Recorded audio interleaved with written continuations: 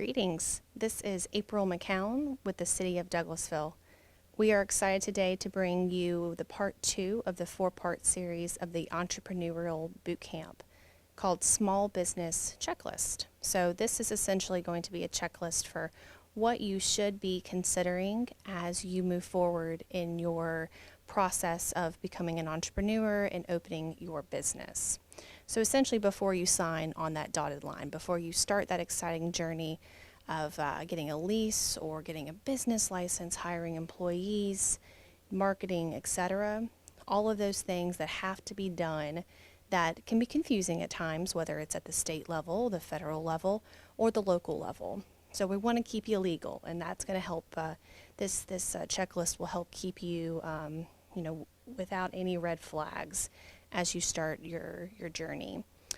So before we get started, I want to do a special thank you to our partners. We definitely try to gather as much information as we can through the process of creating this entrepreneurial bootcamp. However, we cannot do it without the partnership of the Small Business Development Center.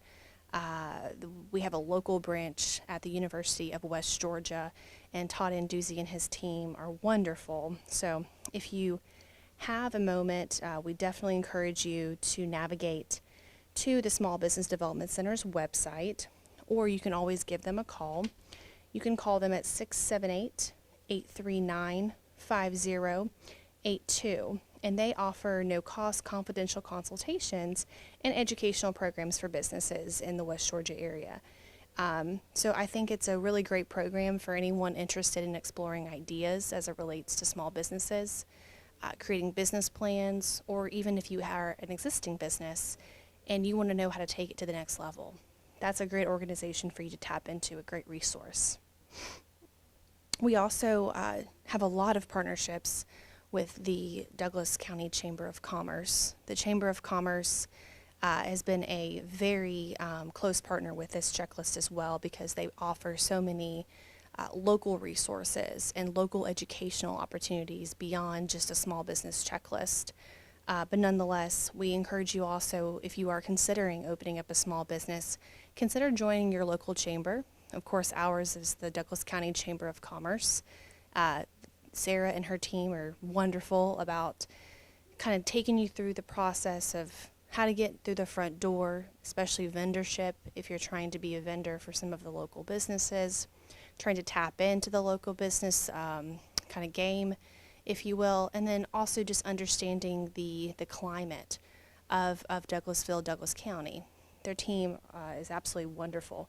So thank you again to our two wonderful partners through this entire process. So next, before passing go, again, matters to consider. We talked to you a little bit more about, the different steps.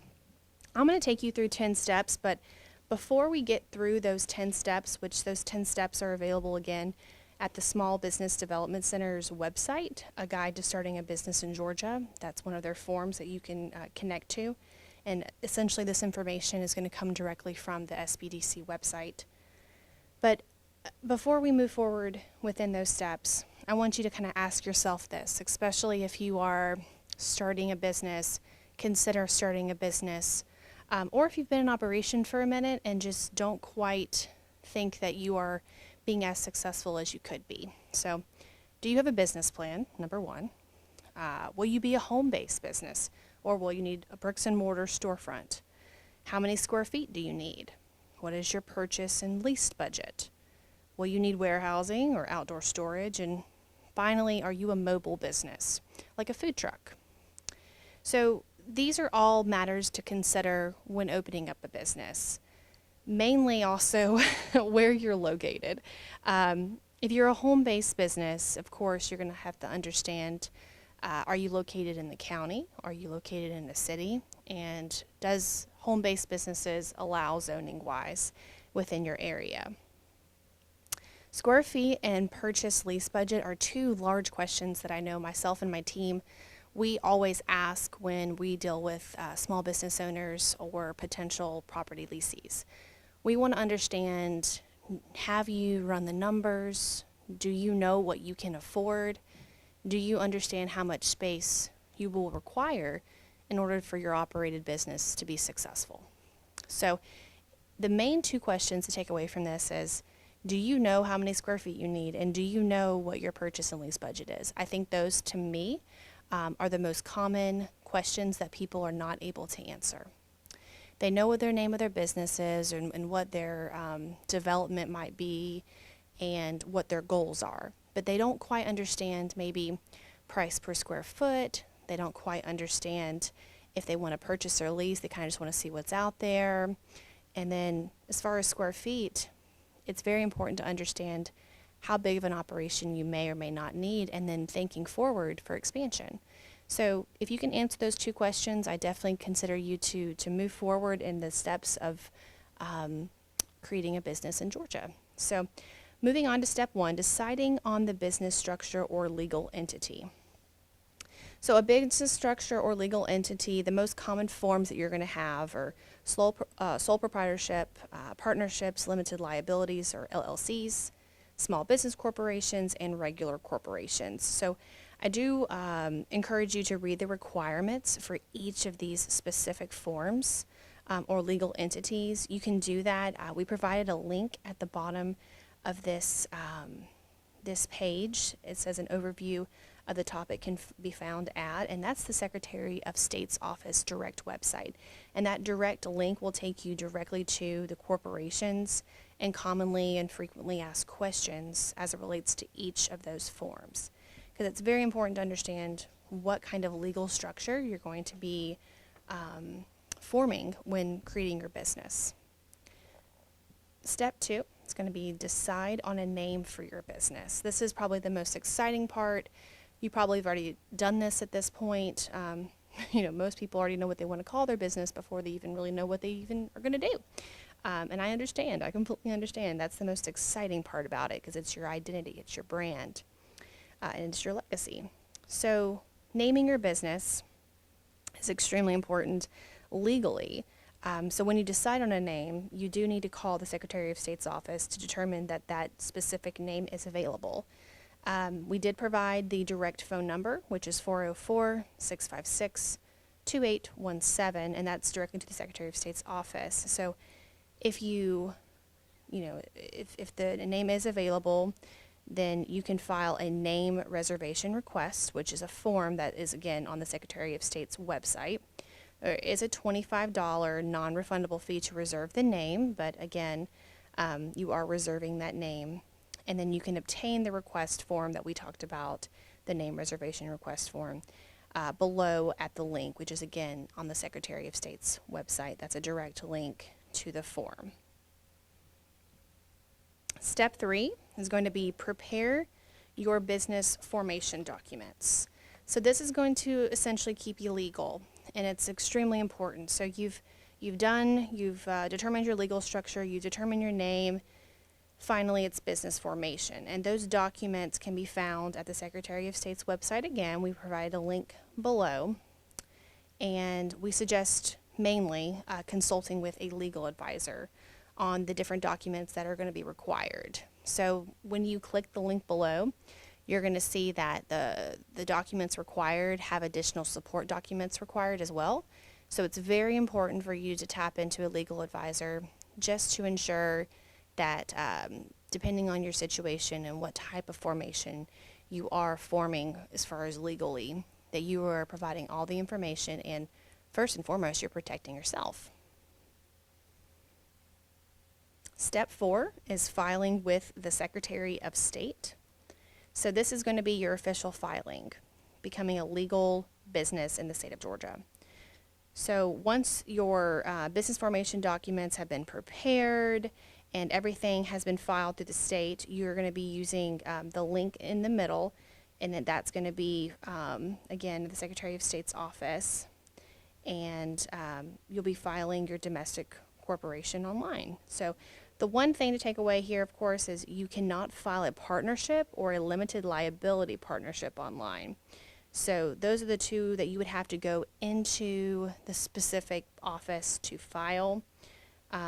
That's going to be the one thing, but again, that's why it's important to kind of go back to step 1 to determine that structure or that legal entity to ensure that you are filing properly. Step 5 is going to be registering your business with your local government. Many don't feel like they need to even tap into the local government, let them know they exist, get a business license, basic things like that. But just because you are federally and state legalized, it's very important to tap into your local government just to understand specifically the requirements and to ensure that you are following all of the regulations and rules as it pertains locally. So when you are registering your business, sole proprietorships are not required to register with the state. That is one thing that I did not know going into this process. But all other businesses have to, of course, register with the state. Now, partnerships, LLCs, LLPSs, other types of corporations, they can actually register with the local government where their business is located. So that's, of course, business licensing and etc. So we do encourage you, once you get to this step, of course, contact the City of Douglasville's Finance Department. Our Finance Department handles our business license process and procedures, and they will be able to provide you with more information about what the requirements are, who you may need to talk to, and then, of course, they can reconfirm that the business that you are starting is located within the City of Douglasville's limits, of course. And of course, taking it back to the last webinar, we always should refer you back to the ABCD guide. So at this point, pulling that ABCD guide out takes you through the zoning, takes you through the business licensing process, building, etc. And that's definitely a great resource for this step. Step 6 is going to be obtaining a federal tax employer identification number with the IRS, or an EIN, which is an employee identification number or employer identification number. So what that essentially means is you have to be able to pay federal taxes on income and employees. So this starts at the federal level, of course. We have the link to the IRS website below where you can apply for an EIN. If you are going to be a sole proprietorship, you can use your Social Security number as well. And the great part about applying for an EIN is that there's no cost. You can apply for an EIN, and they're just essentially happy that you're doing that.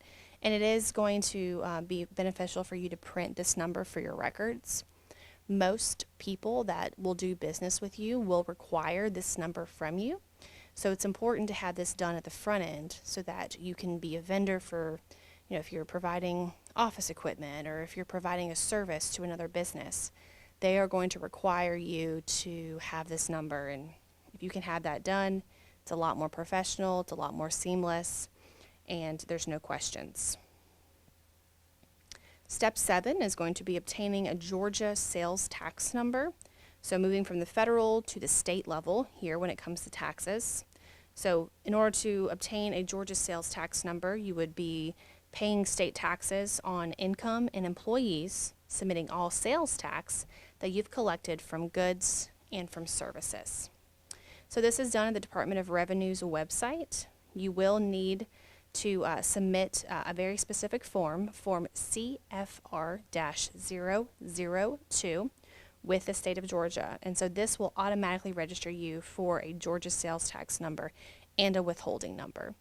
And again, all of these things are going to be required for any CPA who's going to be filing your taxes for you on your behalf.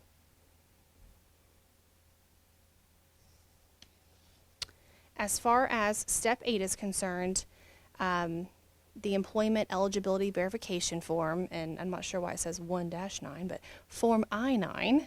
I-9 forms are employment eligibility verification forms, of course, and they are required, your employers are required to verify the employment through the I-9, the employment authorization, and the identity of each individual that you are going to be hiring.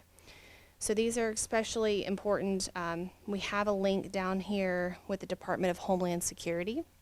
It's a really quick form that you would provide. It's a pretty seamless process. I myself have had to go through this process before, of course, so it is a very easy process to do, but a lot of the times people do skim over it thinking that they don't have to start this process until they start hiring employees. but it's much easier to start the process earlier rather than later. Step 9 is going to be opening up a bank account in the name of your business. I was rather surprised how many people thought they can just link over their personal accounts or just open up a separate account that was still linked to their personal account, so they could start managing their business assets. One large takeaway that I've taken through many courses educationally is separating your business accounts and your personal accounts for auditing purposes, for protection, for bankruptcy, for really anything and everything in between. It could come back and bite you. Essentially, you want to make sure that you're protecting yourself through every step of this process. And this is just another firewall to protect yourself. So we highly suggest opening up a separate bank account to keep your business and your personal finance separate. And you can do this very simply, driver's license number, social security number, the basic stuff, but opening up a business account. And this can be registered with the city, the county, or the state. And my final favorite step, of course, is just Destination Douglasville. So you've completed all of the first 9 steps. You've determined that you are a legal entity at this point. You potentially have a location. You have started maybe the hiring process, all the other good stuff.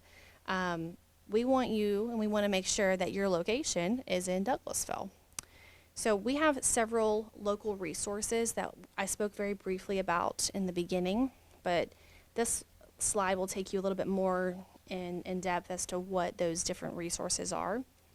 One is a small business startup kit, which is done by the Douglas County Chamber of Commerce. And again, requirements are just that you're a small business. That's it. So they have a whole startup kit that will echo some of the information that you've heard here today and previously, but also they'll add some additional information as far as other resources that you can tap into. We have the Small Business Sustainability Program, which again is done by the Douglas County Chamber of Commerce. The one requirement here is that you have to be in operation for 2 years or more, but it's a great program. I've sat down with many individuals that have gone through this program and that are really, they've benefited quite a lot, whether they are startup businesses or existing businesses. They have benefited from the process of being able to sit down and have true and candid conversations about where they are. So if you are looking to develop a little bit more, or you've been in business, for 20 years and you need to reinvent some stuff because times change and markets change and needs change. So that's a great program to tap into. There's business plan development, of course. We talked very briefly earlier about the Small Business Development Center out of the University of West Georgia. If you have a business plan that you want to develop a little bit more, or if you don't have a business plan and you just want to investigate a small business idea, they are a great kind of mirror that you can't avoid organization. That's kind of my favorite way of describing them, because they will be that mirror for you that says, okay, great idea, let's talk about it further. How can it sustain itself in 1 year? How can it sustain itself in 5 years? What does that growth look like? What are the market opportunities there? And how can you develop this idea further? And of course, the final local resource, and I shouldn't even say final because there's a ton of resources that Douglasville and Douglas County all provide. But of course, we want you to utilize our offices. The city of Douglasville has an awesome economic development division. Of course, I'm a little biased, duh. But we do have an awesome economic development division who we are here to service you in the best way that we know how, which is concierge service, walking you through the process, setting up meetings and talking everything through, connecting you to other resources, connecting you to the chamber, the SBDC, the Small Business Association, even technical colleges and other resources that we know are out there. We pride ourselves in being able to connect you to those resources and just to provide you our time. So if you have questions, the next page, of course, is just contact a member of our economic development team. You can always contact myself, which my contact information is listed there, email and phone number. And then, of course, you can always contact Ms. Brianna Watts, who's our Main Street coordinator, especially if you're interested in a downtown specific space or interested in opening up a business downtown. She is a great resource for you. She can take you through all the requirements. She can take you through available properties. She can also walk you through the different resources that are available to downtown specific properties, which there are quite a few, I won't say incentives, but there are a few incentives that definitely benefit downtown properties and business owners. So the next webinar will be Financing a Startup, and that will be released on September the 10th at 12 p.m. We are excited about the Financing a Startup. It will take you through the ins and outs of what to consider when financing, what questions to ask before applying for that small business loan, when to apply for a small business loan, and what to expect through that entire process. We will have a guest speaker on with us during that time, so we are excited to be able to partner again with another great asset in our community. We hope you'll tune in for that one, and should you have any questions, of course, in the meantime, please feel free to reach out to the City of Douglasville at any time, and we will do our best to navigate any questions that you may have for us. So, hope to see you back September 10th right here, and I hope you have a wonderful day.